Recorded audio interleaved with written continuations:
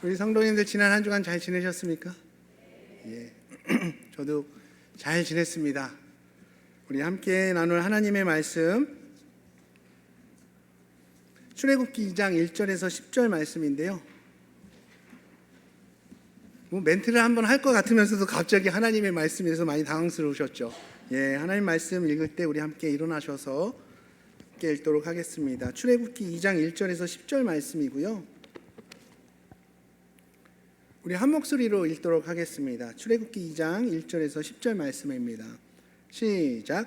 레위 가족 중 한 사람이 가서 레위 여자에게 장가들어 그 여자가 임신하여 아들을 낳으니 그가 잘생긴 것을 보고 석 달 동안 그를 숨겼으나 더 숨길 수 없게 되매 그를 위하여 갈대 상자를 가져다가 역청과 나무진을 층하고 아기를 거기 담아 나일 강가 갈대 사이에 두고 그의 누이가 어떻게 되는지를 알려고 멀리 섰더니 바로의 딸이 목욕하러 나일 강으로 내려오고 시녀들이 나일 강가를 거닐 때에 그가 갈대 사이에 상자를 보고 시녀를 내어내어 가져다가 열고 그 아기를 보니 아기가 우는지라. 그가 그를 불쌍히 여겨 이르되 이는 히브리 사람의 아기로다.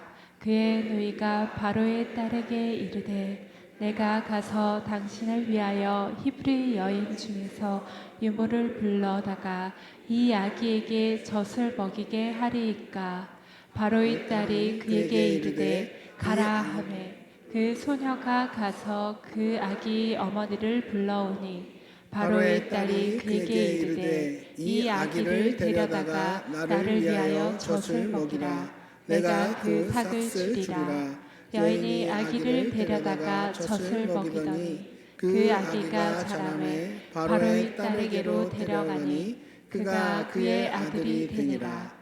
그가 그의 이름을 모세라 하여 이르되 이는 내가 그를 물에서 건져냈음이라 하였더라. 아멘. 착석하시겠습니다. 오늘 본문인 출애굽기는 이스라엘 민족, 그러니까 히브리 민족의 이민 이야기로부터 시작이 됩니다. 오늘 본문의 주인공 모세는 이스라엘 민족이 이집트에서 이민 생활을 하던 중에 태어났죠.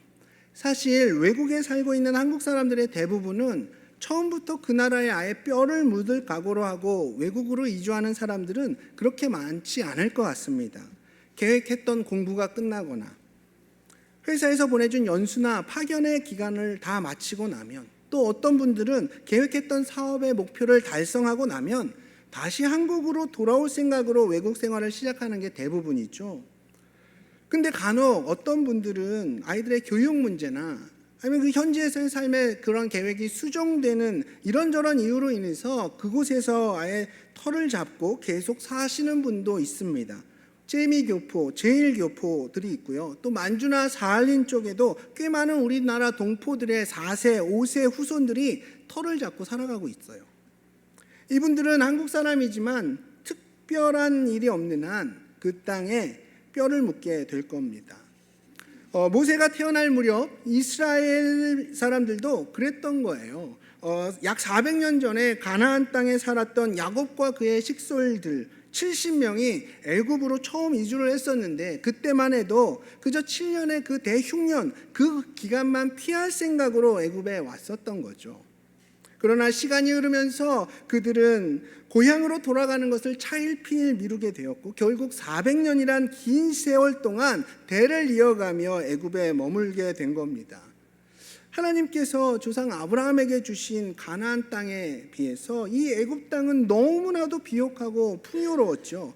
게다가 이민 초창기만 해도 애굽 사람들에게 신뢰도가 아주 두터웠던 총리 요셉 덕분에 이스라엘 사람들은 아주 좋은 대우를 받았을 겁니다.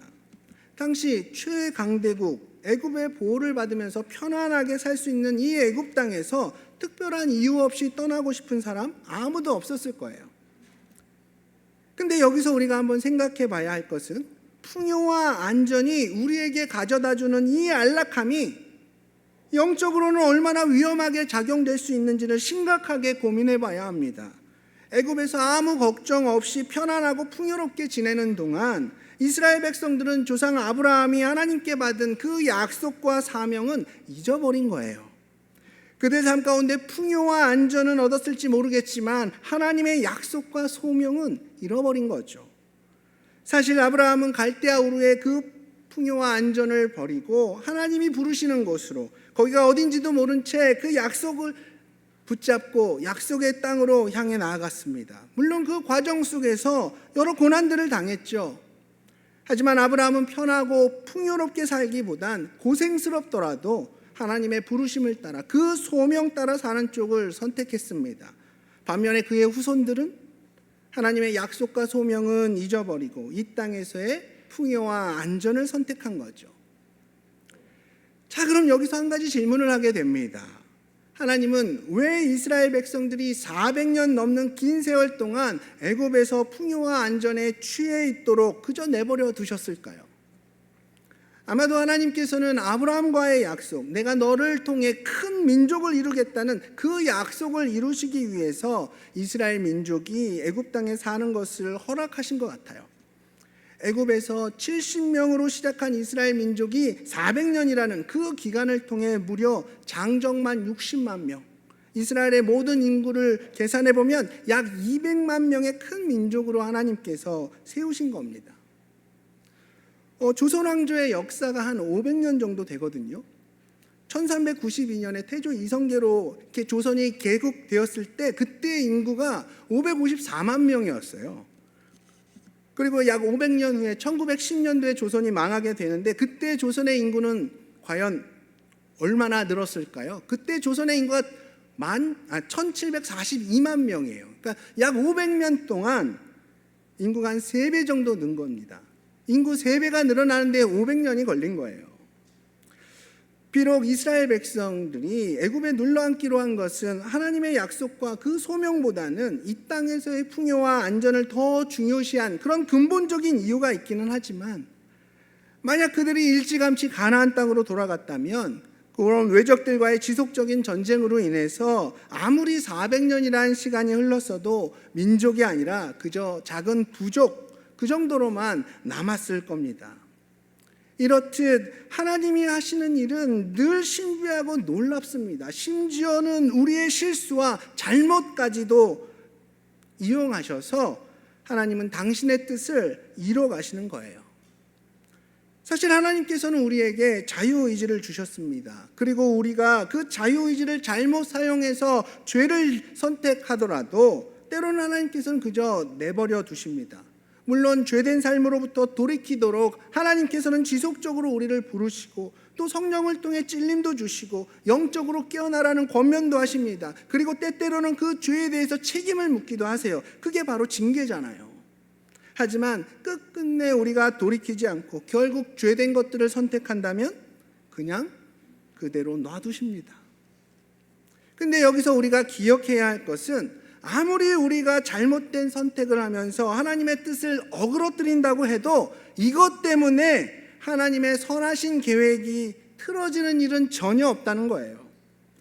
하나님은 우리의 선한 선택과 악한 선택, 그 모든 것을 통해서 당신의 큰 그림을 만들어 가시는 분이시거든요. 우리 로마서 8장 28절 말씀을 함께 읽겠습니다. 로마서 8장 28절 시작. 우리가 알거니와 하나님을 사랑하는 자 곧 그의 뜻대로 부르심을 받은 자들에게는 모든 것이 합력하여 선을 이루느니라. 아멘. 근데요, 이스라엘 백성들이 애굽 땅에 머문 지 한 400년쯤 지나니까 이스라엘에 대한 애굽의 왕실의 태도가 조금씩 달라지기 시작합니다. 물론 애굽 사회에도 400년 동안 무수한 일들이 있었겠죠. 그러면서 새로운 왕조가 들어선 거예요. 새로운 왕조의 그 요셉의 이야기는 그저 옛날의 신화가 되어버렸고, 이제 애굽 사람들의 눈에 이스라엘 백성들은 자칫하면 자신들에게 위협이 되는 그런 존재가 되어버린 겁니다. 그래서 그들이 선택한 건 뭐냐? 이스라엘 민족을 억압하고 학대하기 시작해요. 애굽은 여러 가지 억압 정책을 다 써보지만 이스라엘의 인구가 줄어들기는커녕 오히려 더 늘어나는 겁니다. 더 이상 어쩔 도리가 없으니까 이제 무리수를 두기 시작하는데, 이스라엘 민족 가운데에 아이들이 태어났을 때 그 아이가 남자아이면 그냥 군인들이 데려가서 그 아이를 나일 강가에 던져버리는 거예요. 아예 이스라엘의 씨를 말려버릴 작정이었던 겁니다. 이런 상황 속에서 이스라엘 백성들은 어떻게 반응을 했을까요? 왜 자신들에게 이런 비극적인 일이 생기냐고 하나님을 원망하는 사람들도 있었을 거고, 또 어떤 사람들은 하나님 앞에 울며 간절히 기도했을 겁니다. 근데 이때 하나님은 아무 일도 하지 않으십니다. 이스라엘의 고통과 눈물이 계속해서 늘어나는데도 하나님께서는 여전히 침묵 가운데 계세요. 왜 하나님은 이스라엘의 통곡과 호소에도 아무런 말씀을 안 하셨을까요? 이런 말도 안 되는 애국의 그러한 극악무도한 정책들을 하나님께서는 왜 그대로 내버려 두셨을까요? 왜냐하면 이제 이스라엘 민족을 다시 약속의 땅, 가나안 땅으로 돌아가게 할 때가 되었기 때문이었죠. 애굽에서의 그 풍요와 안전에 깊이 길들여진 지금의 이스라엘은 스스로가 결단을 해서 다시 가나안 땅으로 돌아갈 의지가 없었던 거예요. 만약 이스라엘을 전처럼 편안하고 풍요롭게 했다면, 그들에게 아무런 일도 생기지 않았다면 이스라엘은 아마도 애굽에서 400년이 아니라 1000년, 2000년 계속해서 대를 이어가며 그 애굽 땅에서 살았을 게 뻔합니다. 그래서 하나님은 애굽의 왕, 그 악한 왕을 통해서 이스라엘 백성들을 가나안 땅으로 밀어내고 계셨던 거예요. 바로 이런 상황 속에서 모세가 애굽에서 태어난 겁니다. 오늘 본문은 레위 가문에 속한 한 남자가 같은 가문의 한 여자와 결혼하는 이야기로 시작합니다. 남자의 이름은 아므람이고 여자의 이름, 아내의 이름은 요게벳입니다. 사실 이건 출애굽기 6장에 나오는 내용이에요.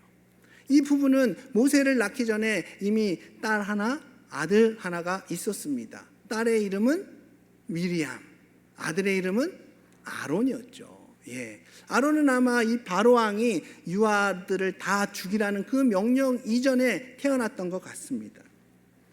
요게벳은 자신이 이 아이를 임신했다는 사실을 알았을 때 태중의 아이가 여자아이기를 간절히 바랬을 거예요. 남자아이라면 이건 죽은 목숨이니까요. 근데 막상 태어나 보니 아들인 겁니다. 이 아이는 세상에 나오자마자 나일강에 던져져서 죽게 생긴 거예요. 하지만 요게벳은 그렇게 할 수 없었죠. 그래서 아이를 3개월 동안 숨겨서 몰래 기릅니다. 오늘 보면 2장 2절인데요. 우리 한 목소리로 읽겠습니다. 2장 2절 말씀 시작. 잘생긴 것을 보고 석 달 동안 그를 숨겼으나. 네, 아멘. 성경은 오늘 본문은 요게벳이 왜 아이를 숨겼대요? 아이가 잘생겨서 숨겼답니다. 좀 이해하기가 힘들 수도 있죠. 그럼 아이가 못생겼으면 그냥 죽게 내버려뒀을까요? 과연 엄마의 눈에 잘생기지 않은 그런 자기 아이가 있을까요? 고슴도치도 제 새끼는 예뻐 보인다고 하는데 부모 눈에 자기 자식은 다 잘생겨 보입니다. 그리고 갓 태어난 아이가 잘생겨봤자 또 얼마나 잘생겼겠습니까? 완전 이티 같지 않고 고구마 같지만 않으면 다 잘생긴 겁니다. 결국 여기서 이 잘생겼다라는 건 외모가 특별하게 뛰어났다기보다는 요게벳이 이 아이에게서 뭔가 특별한 것을 느꼈다라는 겁니다. 이 아이를 통해서 어떤 특별함을 느꼈다는 거예요. 모세는 하나님의 특별한 계획 가운데 준비된 아이였습니다. 그렇다면 그 사실을 감지할 수 있도록 하나님께서는 요게벳에게 어떤 특별한 사인을 주셨을 것이고, 요게벳의 입장에서는 이유를 명확하게 설명할 수는 없지만 이 아이를 꼭 살려야겠다는 그런 생각이 마음속 깊은 곳에서 막 올라왔을 겁니다. 하지만 언제까지나 그렇게 아이를 숨겨 기를 수는 없었겠죠. 석 달 동안 아이를 숨겨 기르면서 요게벳은 정말 수만 가지 생각을 했을 겁니다. 그러나 연약한 여인의 힘으로는 도무지 그 어떤 방법도 찾을 수가 없었어요. 그러다가 찾아낸 방법이 뭐냐? 결국 생각해낸 방법이 뭐냐? 갈대로 만든 상자에 역청과 송진을 발라서 물이 새지 않게 하고 그 속에 아이를 넣어 나일강에 뛰어보내는 겁니다. 사실 저는 이 모세의 이야기를 어렸을 때부터 하도 들어와서서 이미 결론을 다 알잖아요. 그래서 요게벳이 이 모세를 떠나보는 이 장면이 하나님의 기적이 시작되는 순간이요, 어떤 그런 기대감으로 보는 장면이었지 애절한 엄마의 시선으로 바라본 적이 없었거든요. 성경도 이 부분을 굉장히 감정은 배제하고 거의 객관적으로만 이렇게 설명하고 있기 때문에 감성적으로 이렇게 보지 못했었습니다. 자기 아기를 갈대 상자에 넣어서 나일강에 떠나보내는 이 장면을 엄마 요게벳의 관점으로 한번 여러분 상상해 보십시오. 자기 능력으로는 더 이상 아이를 보호할 수 없어서 하나님께 모든 것을 맡기고 아들을 떠나보내는 한 어미의 심정으로 여러분 이 본문을 한번 바라보십시오. 이해가 되시나요? 모든 인생의 참 주인이신 하나님께서 아이의 인생도 책임져 주실 것이라는 그 믿음으로 요게벳은 아이를 하나님께 맡겼고 갈대 상자에 넣었고 나일강에 떠나보냈던 거예요. 하나님이 이 아이를 어떻게 하실지 요게벳은 알지 못했어요. 하지만 자신이 할 수 있는 일이 더 이상 없다는 것을 깨닫고 그 아이의 운명을 하나님 손에 맡기면서 내 아이를 보호하시고 이끄실 분은 내가 아니라 오직 하나님이시라는 이 믿음의 고백을 요게벳은 행동으로 보여주고 있는 겁니다. 그렇게 갈대 상자에 실려 나일강을 따라 떠내려가던 아이는 어떻게 되었습니까? 오늘 본문 5절에서 6절 말씀 함께 읽겠습니다. 시작. 바로의 딸이 목욕하러 나일강으로 내려오고 시녀들은 나일강가를 거닐 때에 그가 갈대 사이의 상자를 보고 시녀를 보내어 가져다가 열고 그 아기를 보니 아기가 웃는지라. 그가 그를 불쌍히 여겨 이르되 이는 히브리 사람의 아기로다. 아멘. 애굽의 공주가 그 아이를 보고 불쌍히 여겼다는 것은 하나님께서 그 공주의 마음을 만지신 겁니다. 아니 아무리 공주라고 해도 지금 바로 왕이 이스라엘 남자아이들에 대해서 그렇게 사륙 명령을 내려놓은 상황인데 상식적으로 이 명령을 대놓고 어긴다는 게 결코 쉬운 일은 아니었을 거예요. 하나님의 개입이 없었다면 공주가 그런 긍휼한 마음을 가질 수가 없는 거죠. 이 모든 장면을 보고 있던 모세의 누나 누구였죠? 미리암입니다. 미리암이 공주 앞으로 다가가서 요게벳을 유모로 소개하고 요게벳은 하나님께 맡겼던 자신의 아들을 또다시 자신의 품에서 키우게 됩니다. 사실 오늘 본문은 우리가 너무나도 잘 알고 있는 내용이 있죠. 그럼에도 불구하고 이 이야기를 통해서 우리가 주목해야 할 한 가지 사실이 있는데 그건 뭐냐? 우리가 믿는 하나님은 정말 알 수 없는 분이라는 거예요. 우리가 믿는 하나님은 정말 크신 분이시지만 그에 비해 우리는 너무나도 작은 존재들입니다. 그래서 우리가 하나님에 대해서 알 수 있는 방법은 그저 하나님께서 보여주시는 그 부분까지만 이해할 수가 있는 건데 그걸 신학 용어로 계시라고 하거든요. 계시라고 합니다. 우리는 너무 작은 존재이기 때문에 이 거대한 우주에 대해서 다 알 수 없는 것처럼 온 우주를 품고 계신 하나님에 대해서 우리는 완전하게 알 수 없습니다. 그래서 하나님께서 우리에게 누구를 보내주셨죠? 예수님을 보내주셨습니다. 예수님께서 우리에게 직접 내려오셔서 하나님이 어떤 분이신지 우리에게 필요한 만큼 그리고 우리가 받아들이고 이해할 수 있을 만큼 계시해 주셨어요. 뿐만 아니라 하나님의 뜻과 계획 그리고 그분이 행하시는 모든 일에 대해서도 우리는 다 알지 못합니다. 저희 가정에는 남자아이가 둘이 있습니다. 아니 제 아내 입장에서는 아이가 셋일지도 모르겠습니다. 근데 저희 두 아들은 부모의 마음과 생각을 다 알지 못합니다. 아직 어리기 때문이죠. 아이들 입장에서 보면 저희 부부는 자기네들이 하기 싫은 일만 시키는 거예요. 일어나라, 샤워해라, 공부해라, 밥 먹어라. 계속 싫고 귀찮은 일만 시키는 사람들입니다. 아직 철없는 아이들이 어찌 이 부모의 마음을 100%다 알겠습니까? 마찬가지로 우리 또한 보고 느끼고 생각하는 것에 이런 제한이 되어 있고 그 한계가 있기 때문에 하나님의 계획하심과 행하심을 지금 당장엔 다 이해하지 못하는 거예요. 지금 이스라엘은 엄청난 고난과 고통 앞에서 절규하고 있습니다. 전에 편안하게 살 때는 하나님이 일하시지 않아도 별로 신경이 쓰이질 않았는데 지금과 같은 고난의 순간에 하나님 앞에 절규하는 순간에는 일하시지 않는 하나님이 너무 답답하고 또한 간절합니다. 그럼에도 불구하고 하나님은 자기 백성 이스라엘의 그 모든 절규에 묵묵부답이셨어요. 아마도 하나님께서 침묵하시는 그 기간에 많은 사람들은 그 믿음을 잃었을 겁니다. 더 이상 하나님을 믿고 의지할 이유가 없다고 생각했을 수도 있죠. 이스라엘의 얕고 짧은 안목으로는 하나님의 높고 온전하신 계획과 그 역사하시는 손길을 볼 수 없었기 때문에 그런 거예요. 하나님은 그 상황에 무관심하시고 묵묵부답하신 게 아니라 사실 그 모든 상황을 다 지켜보고 계셨습니다. 그리고 그 순간에도 쉬지 않고 이스라엘을 위해 일하고 계셨어요. 근데 왜 이스라엘의 그 부르짖음에 바로 응답하지는 않으셨을까요? 바로 하나님의 계획은 따로 있었기 때문에 그렇습니다. 하나님은 사람으로서는 짐작할 수도 없는 놀라운 계획을 가지고 계셨던 거죠. 그 계획을 안다면 우리가 지금 당하는 그 고난을 쉽게 견딜 수 있습니다. 하지만 불행하게도 하나님의 계획은 우리에게 가려져 있을 때가 훨씬 더 많지요. 그래서 우리가 선택할 수 있는 유일한 대안은 고난 중에도 그저 하나님을 믿고 의지하는 겁니다.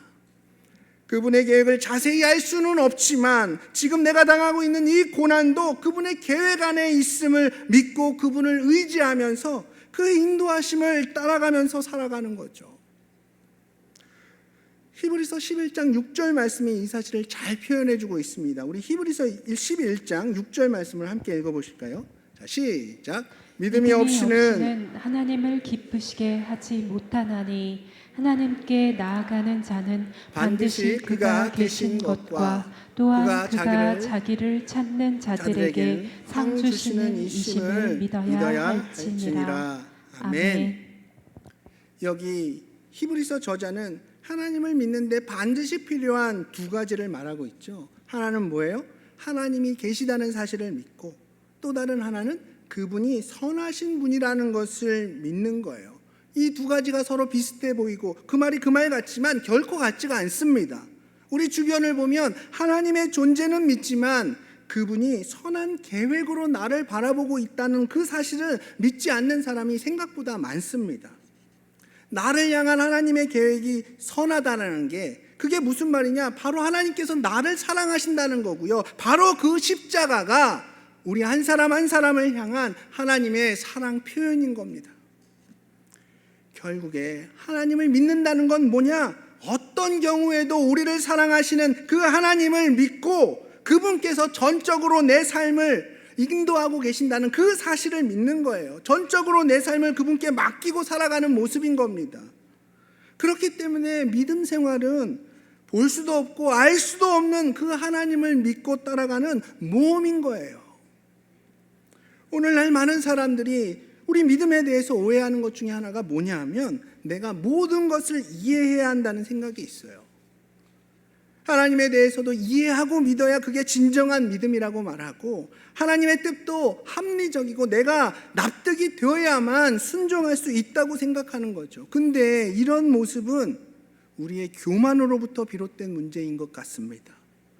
인간의 머리로 하나님을 100% 이해할 수 있다면 그건 하나님이 아닌 거예요. 또한 우리가 하나님의 뜻을 미리 알고 이해할 수 있다면 그것은 하나님의 뜻과 계획이 아닌 거죠. 우리의 신앙은, 우리의 믿음은 지적으로 이해하는 것이 아니라 이해할 수 없는 하나님을 믿고 의지하면서 보이지 않는 그분의 손에 우리의 인생을 맡기고 순종하는 겁니다. 그런 믿음 가운데 살아가다가 우리가 잠시 멈춰서서 지난 날들을 회상해 보면, 그때 그거 하나님께서 하신 거구나. 이래서 하나님께서 이렇게 역사하셨던 거구나. 그분의 계획 안에서 한순간도 빠짐없이 주님께서 내 삶을 인도하셨다는 것을 깨닫게 되는 거예요. 애굽에 살던 이스라엘 백성들 중에는 400년 동안 침묵하신 하나님에 대해서 의심하거나 불신하는 사람도 있었겠지만, 여전히 하나님을 신뢰하고 의지하는 것을 포기하지 않은 사람들 역시 있었을 거예요. 그들은 자신이 분별할 수 있는 그 범위 안에서 하나님의 손길이 보이지 않고 그분이 왜 침묵하시는지 100% 정확하게 알 수는 없었지만, 그럼에도 불구하고 천지를 지으시고 온 우주를, 모든 역사를 주관하고 다스리고 계신 하나님에 대한 그 믿음을 포기하지 않았습니다. 지금 당하고 있는 이 고난이 무슨 의미인지 정확하게 알 수는 없었지만, 자기의 인생이 알 수 없는 하나님의, 하지만 분명한 그분의 그런 선하신 계획 안에 있다는 것을 믿고 그 고난을 결국 하나님의 선하신 뜻을 이뤄가는 과정으로 여기면서 살았던 거죠. 바로 요게벳과 같은 그런 소수의 믿음의 사람들이 이스라엘 가운데 있었을 겁니다. 요게벳은 하나님을 이해할 수 없었고 그분의 뜻과 계획을 다 알지는 못했지만 하나님이 계시다는 사실을 믿었고, 그분이 선하신 뜻 가운데 여전히 자신의 삶을 다스리고 계신다는 그 사실을 믿었습니다. 그분의 계획이 정확히 무엇인지는 몰랐지만 자기 아들 모세를 향한 특별한 계획이 있다는 것을 믿었어요. 요게벳은 그 믿음으로 3달 동안 아이를 숨겨 키웠던 겁니다. 그거 들키면 온 가족이 위험에 처해지는데도 모험을 감수하면서까지 그 위험을 끌어안았던 겁니다. 그리고 정말 한계에 부딪혔을 때 갈대상자에 아이를 띄워보내는 그런 선택을 했죠. 한 어미로서 감당할 수 없는 슬픔과 아픔을 참아가면서 하나님께 그 모든 것을 맡기며 아이를 보낸 거예요. 결국 그녀의 용기와 결단 덕분에 민족의 지도자 모세는 살 수 있었고, 그를 통해 이스라엘은 약속의 땅으로 다시 나아갈 수 있었던 겁니다. 사랑하는 우리 성도님들, 우리가 믿는 하나님은 너무 크고 깊으신 분이기 때문에, 내가 다 알 수 없는 분이지만 그만큼 깊고 넓으신 분이기 때문에 우리는 그분께 내 인생을 내어 맡길 수 있는 겁니다. 우리 하나님은 정말 믿을 만하신 분이고 신실하신 분입니다. 십자가를 통해서 우리를 향한 그분의 사랑을 이미 보여주셨어요. 오직 믿음을 통해 우리는 그분 앞으로 나아갈 수 있습니다. 믿는다는 것은 다 알 수 없는 하나님을 믿고 의지하며 살아가는 겁니다. 지금 내 눈에 보이는 그분의 손길이 지금 내 눈에는 보이지 않아도 그분의 선하신 계획을 믿고 지금 나에게 주어진 그 일들을 감당해내는 거예요. 우린 그저 내 눈앞에 보이는 그런 일들에만 관심을 두고 살아가지만, 하나님은 영원하고 온전한 계획 안에서 우리 한 사람 한 사람의 모든 인생을 주관하고 계신 분입니다. 그럼 때로는 그럼에도 불구하고 때로는 그 하나님의 인도하심이 너무 느려 보이고 무심해 보이고 야속해 보일 수도 있습니다. 그럴 때 여러분은 어떻게 하시겠습니까? 믿음이 흔들리고 의심하며 그저 내 생각과 경험을 의지하면서 살아가시겠습니까? 아니요, 절대 그럴 수 없습니다. 주님의 선하심을, 우리를 향하신 그 사랑을 바라보면서 그분께 모든 것을 맡기고 그분 앞으로 나아가셔야죠. 그리고 먼 훗날 우리가 걸어왔던 그 길을 되돌아볼 때 우리 성도님들이 우리가 믿음으로 살아왔다면, 하나님께서 이렇게 인도하셨구나, 모든 것이 하나님의 은혜였구나, 이렇게 고백하실 겁니다. 그런 고백과 함께 우리는 더 깊고 온전한 믿음의 자리로 나아가게 되는 거예요. 이런 믿음의 사람들은 삶 가운데 어떤 일을 당하든지 물론 흔들릴 수는 있겠지만 결코 그 믿음이 꺾이거나 뽑히지 않습니다. 일들이 잘 풀린다고 해서 교만하지도 않고 일들이 막힌다고 해서 실망하지도 않습니다. 그렇습니다. 그렇게 주님만 붙잡고 믿고 의지하며 살아가시는 믿음 좋은 주의 백성으로 이 땅에서의 삶을 끝까지 살아가는, 그래서 언젠가 우리가 다 주님 앞에 서게 될 텐데 그때 우리 주님으로부터 수고했노라 착하고 충성된 종아라는 이 칭찬 받으시는 저와 우리 모든 성도님들 되시길 축복하며 오늘 말씀을 마치겠습니다. 그러니까 잠시 기도하기를 원하는데요, 우리 가슴에 손을 모아 함께 주님 앞에 고백하기를 원합니다. 혹시 이 시간 지난 나의 죄된 삶을 돌이키고 하나님 앞으로 나아가고자 하는 그런 분 계십니까? 손들어 표현해 주시면 저희가 도와드리겠습니다. 제가 이 자리에서 여러분을 위해 기도해 드리겠습니다. 손들어 표현해 주십시오. 두 번째 도전입니다. 그렇습니다. 작은 우리는 크신 하나님을 다 알 수 없습니다. 그러나 그분은 지금도 내 삶 가운데 역사하시며 우리의 삶을 선하게 인도하고 계십니다. 이 시간 주님 앞에 결단하길 원합니다. 주님, 제가 보이지 않는 주님을 믿고 의지하며 당신께 내 삶을 맡겨 내어드립니다. 이렇게 고백하시는 분 계십니까? 손들어 표현해 주십시오. 여러분을 위해 기도하겠습니다. 우리의 믿음이 더 깊고 온전해지기를 축복합니다.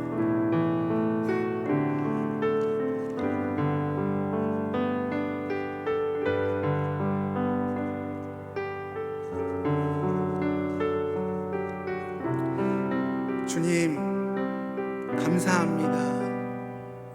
연약한 우리의 믿음이 때로는 흔들리고 주님을 향해 의심의 마음도 있지만 또 오늘 말씀을 통해서 우리의 믿음이 더욱 온전해지며 또 강건해짐을 믿고 그렇게 선하게 인도하시는 성령의 역사를 기대하며 나아갑니다.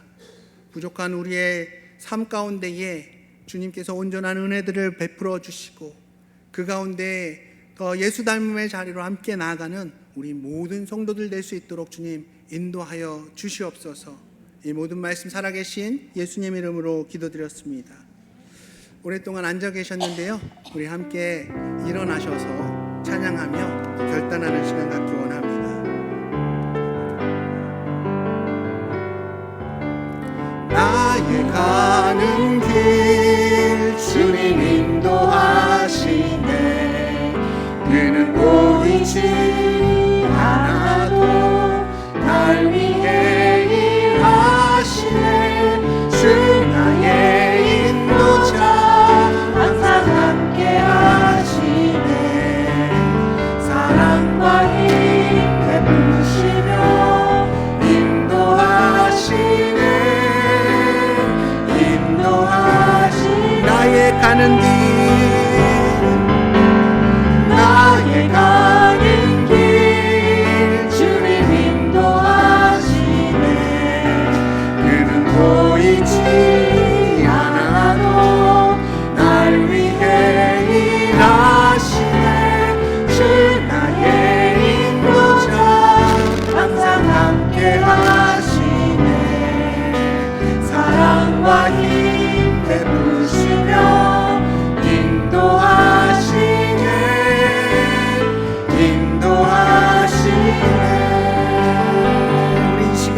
받은 말씀 앞에 반응하며 나아가기를 소망합니다. 주님, 우리의 연약한 심령 가운데에 온전한 믿음을 부어주십시오. 의심하고 또 낭망한 우리의 심령 가운데에 성령께서 역사해 주셔서 흔들리지 않는 진리의 말씀으로 우리의 심령을 채워주시옵소서. 흔들리는 우리의 마음이 흔들리지 않는 진리 되신 주님 말씀으로 인하여 굳건하게 세움받기를 원하오니 주님, 이 시간 역사하여 주시옵소서. 우리 이 시간 주님 앞에 고백하며 기도하는 시간 갖도록 하겠습니다. 주님, 우리의 심령을 붙들어 주시옵소서. 주님께서 우리를 인도하시는 길이 때론 의심이 되고 또 우리가 답답한 마음 가운데에 주신 앞에 안탄할 때도 있지만 그렇습니다. 주님께서 우리를 향해 또 선한 계획을 갖고 계심을 그 온전하신 뜻이 우리의 삶을 통해서 연단되어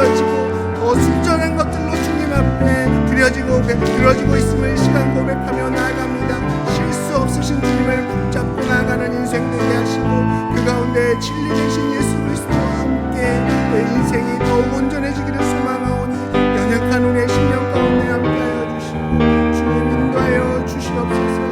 답답하고 혼란한 이 교회의 상황 속에서 우리 주님께서 인도하여 역사하여 주시고 우리의 심령 가운데에 끌어주셔서 붙잡아 주셔서 우리가 더 주님 안에 온전한 인생을 세워가며 주님의 나라를 확장시키는 그 일에 부족함 없는 주의 백성들로 세워나갈 수 있도록 주님 인도하여 주시옵소서.